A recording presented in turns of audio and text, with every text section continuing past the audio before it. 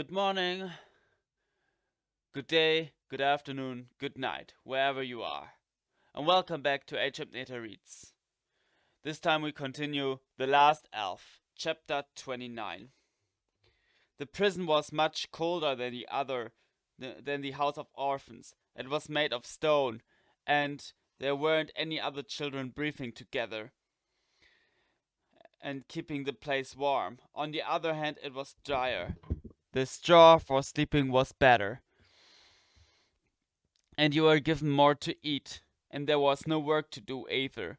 If it hadn't been for the word hanging that sounded periodically, it could have been a kind of holiday for Robbie.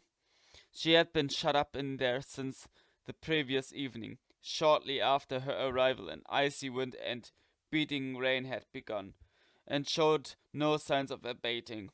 Robbie wondered if the terrible weather would delay the prince or if he would come anyway.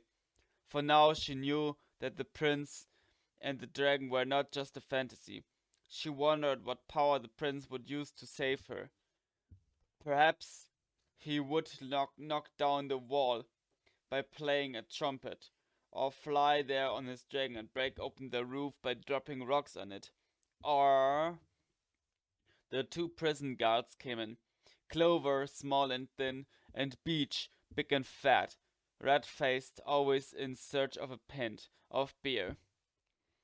They were two middle-aged men, probably fathers and family men, who hadn't treated her too badly. In fact, they were actually kind, and certainly much nicer than Flesh and Slump. They had even let her keep her doll and her little boat, and found her a blanket for the night time. Now they were scared and excited. The judge administrator was coming down to the dungeon to speak with her. It was an absolutely extraordinary event. It had never happened in living memory. The guards darted about like two streaks of lightning and desperate bid to make the place look slightly respectable after years of filth and abandonment. A ridiculously long time was devoted to the discussion of whether to let Robbie keep her blanket and toys or take them away.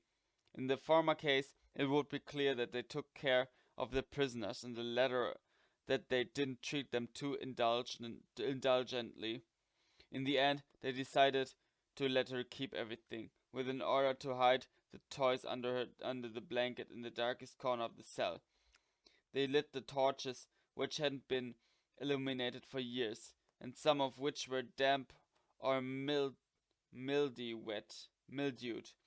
That operation also took an excessive amount of time, and filled the dungeons with an annoying and bitter smoke that was a curious shade of yellow. The piles of straw in the corners with fat rats running over them didn't look much better in the light. The two guards tried at least to take the straw away, so that perhaps the rats would scatter as well, and the whole thing would start to look more like the dungeon of a palace with regal pretensions, and less like a pigsty. Then they realized that the really urgent thing to do was to take out the empty earthenware bottles that were piling up beside the guard's office. Indisputable proof that the main activity during guard service was the consumption of beer. Finally, Beech, with his arms full of straw and Clover laden down with empty pots, hurried toward the exit, and it was at that precise moment that the judge chose to come in. So they crashed into each other. Beech and the judge ended up on the floor. Clover just about managed to stay on his feet, but failed to keep hold of the pint pots, which rained down on the two men beneath him. And since Beech was smart enough to dodge, it was the judge who took the brunt. The last bottle to fall on him still had some beer in it, so the judge's jacket stopped being a lily white with a delicate hint of ivory and turned the unmistakable yellowish color of beer. The judge's mood turned from really furious to give me someone to strangle and do it, please, before dinner time. Robbie burst out laughing. She knew she shouldn't have After all, three people had collided and two of them had fallen and hurt themselves. But when the tension is high and you haven't slept for a long time, you do stupid things like emitting squeals of high-pitched laughter when someone falls over. When she had managed to collect herself, the judge was standing in front of her with his hands gripping the bars. He was now truly in a rage. "It was you, wasn't it? You provoked this." "I know it was you," he hissed. The judge was tall and thin, with a silver mustache and beard, and hair that would have curled into soft ringlets if the rancid beer hadn't plastered it into a foul-smelling heap. "You put a spell on them, and they fell, isn't that right? I know that you came here with the sole purpose of making me look like a fool, isn't that so? Discrediting me and my job."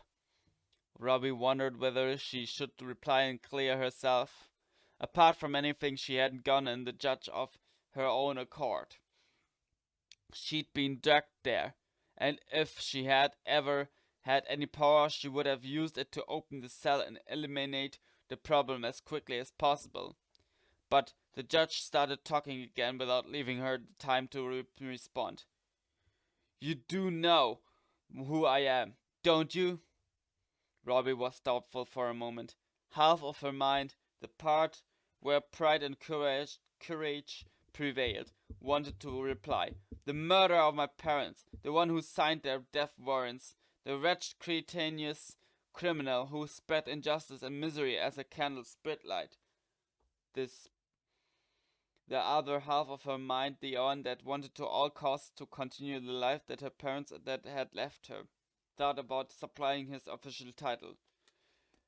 "You're a judge," followed perhaps by some additional qualifiers. "The great, noble judge." Again, she didn't have to make her a choice. Conversation with the judge was not a dialogue, but a monologue, enlivened by interrogations. Her answers weren't required. "I'm the one who came to bring justice to these parts, to eradicate greed, covetousness, and pride. It is too elevated and too noble a task to be hampered by pity. I know, like a surgeon valiantly amputating a limb when it is infested with gangrene. It will restore health to the body of this wretched and beloved county." Sorry. Do you know why I lowered myself, even though I represent the county of Delagar? To come down here and talk to you. This time Robbie didn't have to make an effort to keep her mouth shut, because frankly she had no idea. "Because I want you to understand. It might seem cruel. I know to kill a child. That's why you won't be hanged in the public square, like your wretched and insignificant parents, but here, sheltered from eyes that might fail to understand. I want you to understand, because otherwise, I know that in that wretched and insignificant head of yours, you might accuse my magnificence of injustice. Mightn't you? That would be intolerable. You will be aware that the last thing your father dared to say out loud was that all that interested him in the world more than Delaga and me, you understand me, more than me, were his wretched and insignificant wife, and his even more wretched and insignificant daughter. Daughter? Robbie was growing more and more puzzled. She had often thought about the judge administrator, and she had seen him as a sort of lord of evil, with a kind of pride about his own ferocity, more or less like an ogre, but more intelligent and civilized. She was clearly wrong about the intelligent and civilized part. "We have arrested your elf," the judge informed her with fierce pride. "He handled himself in of his own accord to our guards a short time ago. He knows that we're invincible, and he didn't even try to fight. I know it. This is the moment of our glory, is it not?" So this was the path chosen by the prince to rescue her, turning himself in a simple, brilliant plan. Robbie heaved a great sigh of relief. Luckily, the only thing that matched the judge's ferocity was his stupidity. Obviously, he considered it perfectly normal that a gentleman with extraordinary powers, who, among other things, wrote nothing less than a dragon, wished only to make the aforementioned judge administrator happy by turning himself in of his own accord, permitting himself to be hanged without further hitches. Never had Robbie felt safer than she did at that moment. The prince was coming to get her. He would certainly know what to do and how to do it. That was chapter 29 of The Last Elf. Next time we continue with chapter 30.